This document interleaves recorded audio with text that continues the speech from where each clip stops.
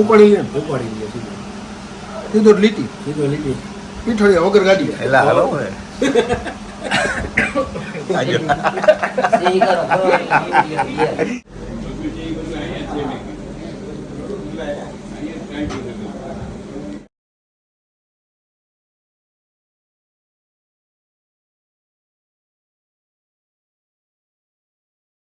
Hello મિત્રો, જય માતાજી, જય મોગલ, જય શ્રી કૃષ્ણ, જય દ્વારકાધીશ. અત્યારે વરી પાછા આપણે આવ્યા છીએ ઉપલેટા અને મારી સાથે પૂરબભાઈ અને સૌરભભાઈ વાડીવાળા ને ભાતવાળા જુગાડી ભાતવાળા. અને અત્યારે આપણે છે આમને તો બધા ઓળખતા જઈશો. ને આજે મોર્નિંગ ની અંદર સવારના 6 વાગે અમે આવ્યા ક્યાં ખબર હે? આ ભાઈને ખાવું હતું તીખું ને આમ જલજલાટ વાળું. આપણે શું હતું ભાઈ પૂરબભાઈ? ફીંડવા વાળું શાક ને ગાંઠિયા. ફીંડવા વાળું શાક ને ઉપરથી ગાંઠિયા નાખીને ખાવાનું. મોજ આવી જાય. હવે શિયાળો ચાલુ થતો જાય છે. ભાગ્યલક્ષ્મી કે લક્ષ્મી મહાવીર હવે એમનું જે ટેસ્ટી શાક છે ને ભાઈ, ખરેખર આજે ફર્સ્ટ ટાઈમ હમણાં ભાઈ ખાશે.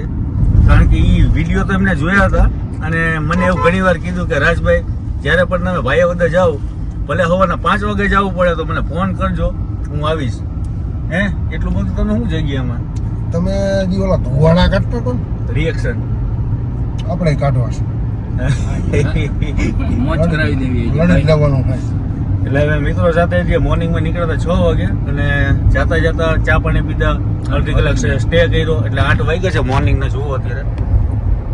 ને સીધા ભાયાવદર તો આજે ગાંઠિયા ખાવાડાવીને ધુવાણા કઢાવવા છે, કાઢવાના જ છે.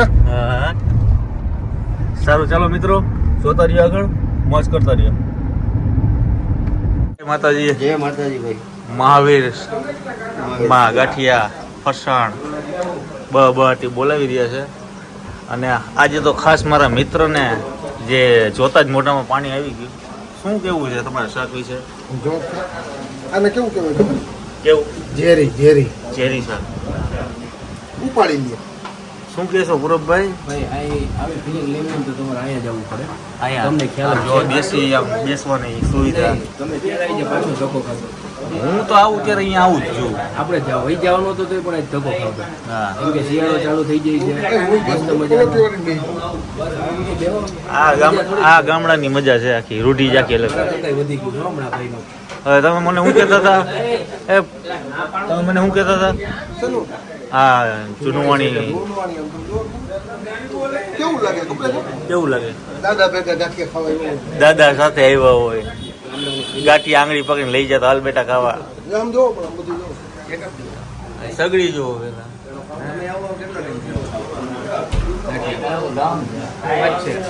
એમનું જ ગામ છે. આ પંખો લગભગ કેટલા વર્ષથી ખબર? ભાઈએ મને કીધું અત્યારે આ 70 વર્ષથી પંખો ચાલુ છે. હા, જૂનું મળે બંધ જ નથી. રિપેરિંગ એમ કે હમણાં ડાઉન કેપેસિટી આવે એટલે મંગાવ્યું, બાકી એક મળતું નથી. એટલે આ દુકાનને લગભગ 70 વર્ષ થઈ ગયા છે. 70 વર્ષ ઉપર એમને આવતો ખરા હાલો કરો. હા, દુકાન શોપને લગભગ 70 વર્ષ પ્લસ થઈ ગયું છે. અને 4 પેઢીથી આ ચાલતો આવતો આ ધંધો. હું વાતું કરે શું કરું? ડુબાડી અને આમ હળદલાવીને પછી આમ ચમચીથી ખાવાનું ગાંઠિયો. ભૂકો કરો. હા, ઉપાડી લે સીધો લીટી પીઠળિયા વગર ગાડી એલા હાલો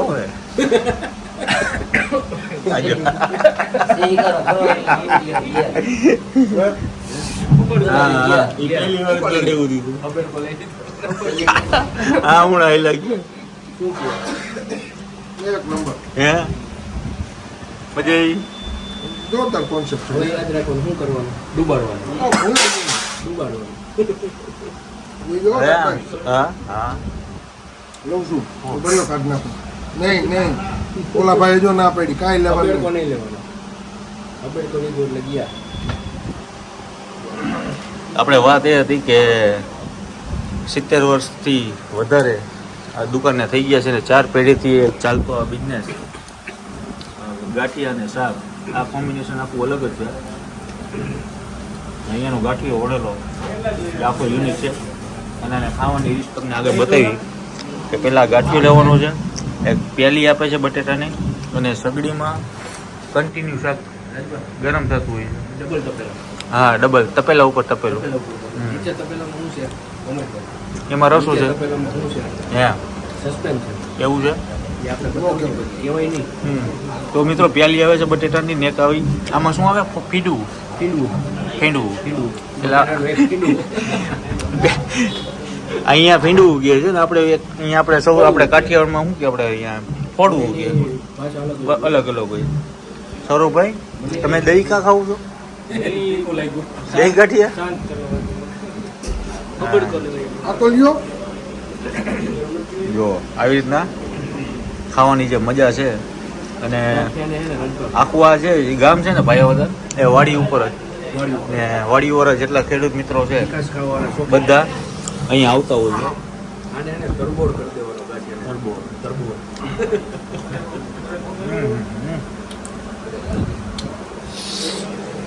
મીઠું છે ને મીઠું બે. તમે પહેલી વાર આવો પહેલી વાર એમ? આ ફર્સ્ટ ટાઈમ છે અમારા સૌરભભાઈ ફર્સ્ટ કેવું ટાઈમ. લાગ્યું તમને? એક અલગ કોન્સેપ્ટ. એમ જ ને કેવું જ ન પડે. શું બોલાય નહીં.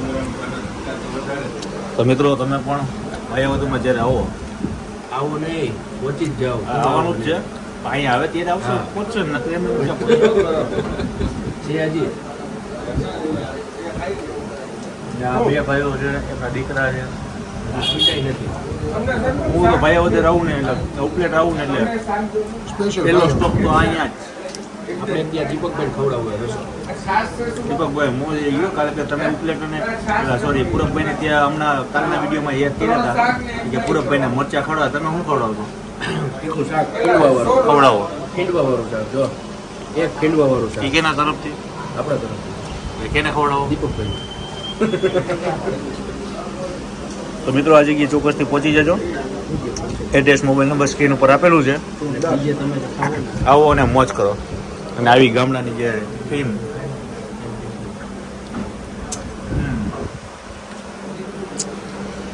કેમ છે? બરાબર ને? આનંદ એવો મજા મજા. જો બને કરતા વધારે શાક મારું ઉતરેલું જો. પેલી પી જવાની ઉપાડીને. એક દીપાનો આપણે ફૂલ શિયાળો હોય ને ફૂલ શિયાળો ત્યારે જ ફૂલ શિયાળો. ચાલો મિત્રો, જય માતાજી, જય શ્રી કૃષ્ણ, જય દ્વારકાધીશ.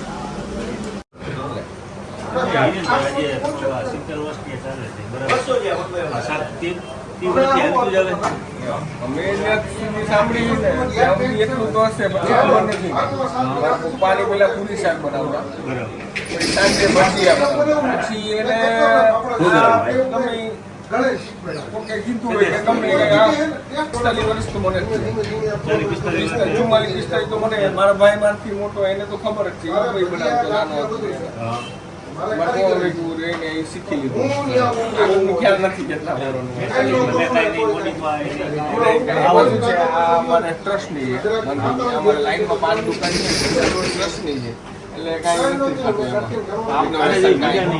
હા, એ છે, પણ થોડુંક ઇનોવેશન હોય ને તો મજા આવે. અત્યારનું શું છે, હોવું જોઈએ. અત્યારનું છે ને માણસો ચોખ્ખાઈ માંગે.